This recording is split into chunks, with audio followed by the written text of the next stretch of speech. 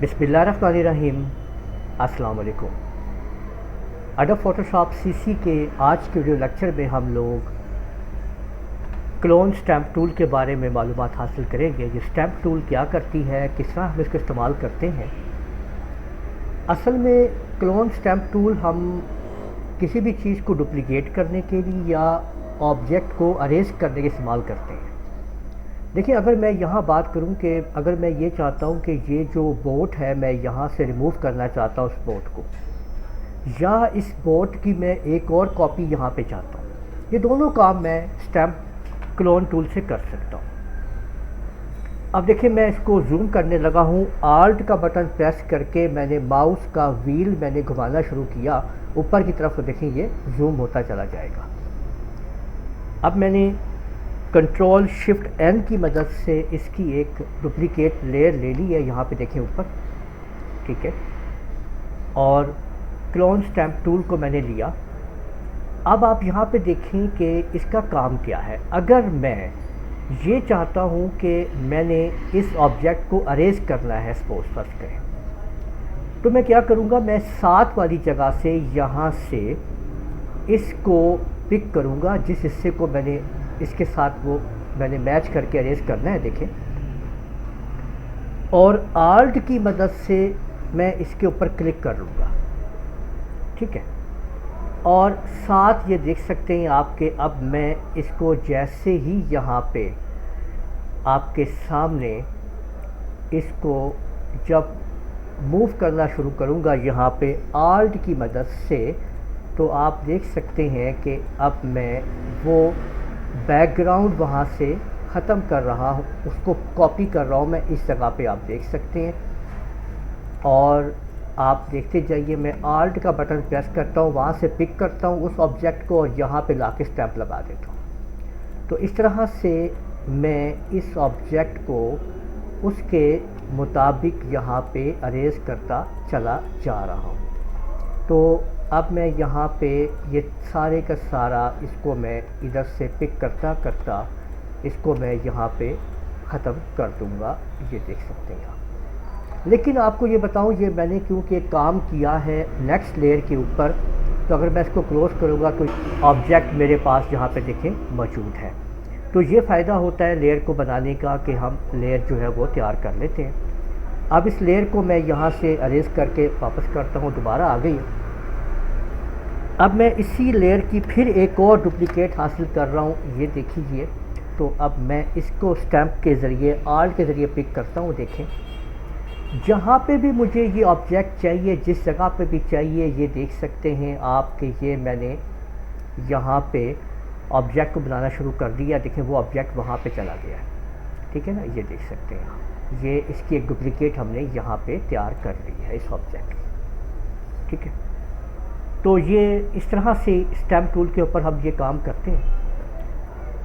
अब अगर हम इसको और थोड़ी सी बात को समझते हैं, तो अब देखें, मैं अगर यहाँ पे जहाँ पे भी इसको चला रहा हूँ तो ये पूरा इमेज जो है उसका स्टैम्प मेरे सामने आ रही है और ये बार बार आ रही है, देखिए। लेकिन अगर मैं ये चाहता हूँ कि यही मैंने बोट जो है यहाँ भी बनानी है, तो इसके ऊपर जो आप ये जो इसका एक्शन देख रहे हैं, यहाँ पे ये अलाइंड को आप क्लिक कर दी, देखिए ये बोर्ड फिर यहाँ पे आ गई। देखिए, अब ये देखें कि ये मैंने बोर्ड यहाँ भी तैयार कर दी है।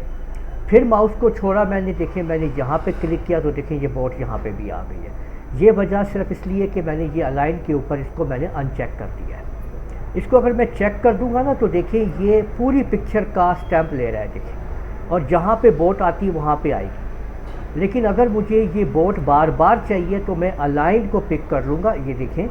और उसके बाद ये मैं काम इसके ऊपर करता चला जाऊँगा। तो ये आप देख सकते हैं किस तरह से, ठीक है। ये लेयर पे काम हो रहा है, तो देखिए मैंने लेयर को ऑफ किया तो सारी बोट बाकी यहाँ पे ख़त्म कर दी गई है, ठीक है। इसको मैं फिर यहाँ से मैं डिलीट करता हूँ और कुछ बात आगे और करते हैं। अब देखिए कि मैं विंडो मेन्यू में आ गया हूँ।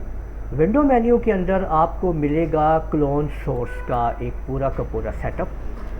क्लोन सोर्स में ये जो आपको स्टैम्प्स नज़र आ रही है ना, ये स्टैम्प्स ये कर सकती हैं कि आप ये जो इसके पास ये स्टैम्प्स हैं, इनके अंदर आप अलग अलग स्टैम्प रख सकते हैं। यानी एक पे मैंने बोट रख ली है, दूसरे स्टैम्प के अंदर मैं यहाँ पे फ़र्ज़ करें कि ये वाला ऑब्जेक्ट रख लेता हूँ, ठीक है, यहाँ से, ठीक है, ये मैंने ऑब्जेक्ट रख लिया है। तीसरे में मैं कुछ और ऑब्जेक्ट रख सकता हूँ, यहाँ पे फ़र्ज़ करें मैंने ये ऑब्जेक्ट यहाँ पे रख लिया है इसके अंदर, ठीक है, या यहाँ से कोई ऑब्जेक्ट मैं ले लेता हूँ, मैंने ये वाला ऑब्जेक्ट रख लिया है।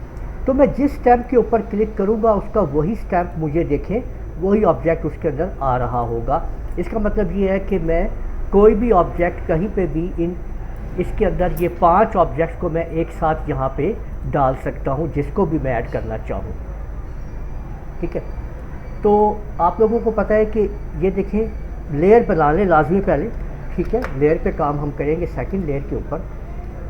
अब मैं ये चाह रहा हूँ कि ये जो बोट मैंने बनाई है, ठीक है, यहाँ पे जो है इस बोट को मैंने उल्टा के, ठीक है, तो ये मैं विंडो पे आया है, ये क्लोन सोर्स आ गया, ठीक है ना। इसके अंदर आप अगर देखें तो ये आप देख सकते हैं कि हॉरिजेंटली फ्लिप वर्टिकली। तो अब आप ये देखें कि मैंने इसको ऐसे फ्लिप कर दिया है, आप देख सकते हैं कि ये बिल्कुल उल्टी किश्ती इसके ऊपर आ गई है। यानी आप ये देख सकते हैं कि किश्ती जो है वो ऐसे उल्ट हो गई है कि जैसे उल्टी हो गई, इस तरीके से आप देख सकते हैं फ्लिप हो गई है।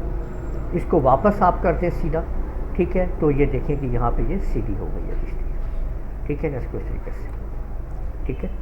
और ये सारा काम हम क्योंकि लेयर पे कर रहे हैं, हम इसको ख़त्म कर देते हैं, ठीक है। और अब आप ये देखें कि अगर मैं इसको यहाँ पे विड्थ इसकी यानी फ्लिप हॉरिजेंटल कर दूँ अगर मैं इसको, तो अब यहाँ से देखें कि मैं इसको इस तरीके से फ्लिप कर रहा हूँ, ये आप देख सकते हैं, ये आपके सामने, ये देखिए, ठीक है। तो इसका आप देखें कि ये ऑब्जेक्ट इस साइड पे था, ये ऑब्जेक्ट इस साइड पे आ गया, ठीक है। तो ये इसकी आप लोग यहाँ पे देख सकते हैं कि ये है इसकी सारी की सारी सेटिंग्स यहाँ पे।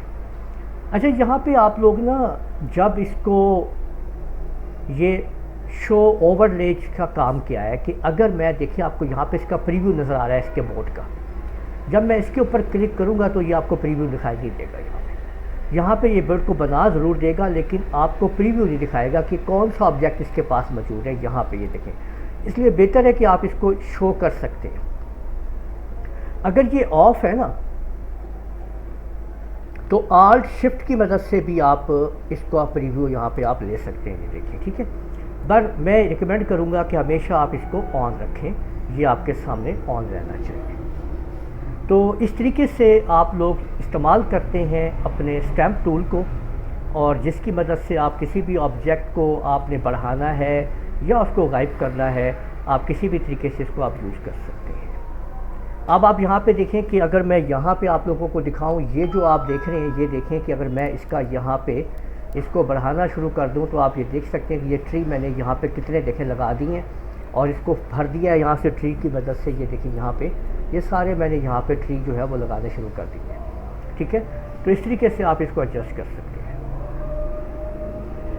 तो उम्मीद है आप लोगों को ये समझ आ गया होगा कि कैसे आप लोगों ने क्लोन स्टैम्प टूल को इस्तेमाल करना है। इस वीडियो को आप लोग लाइक कीजिए, शेयर कीजिए, कमेंट करना ना भूलिएगा। और अगर आप लोगों ने अभी तक मेरा चैनल सब्सक्राइब कर लीजिए, साथ ही बेल आइकन को भी क्लिक कर लिया करें ताकि आप लोगों को आने वाली मेरी तमाम वीडियोस बर वक्त मिल सकें। इजाज़त दीजिएगा, अल्लाह हाफिज़।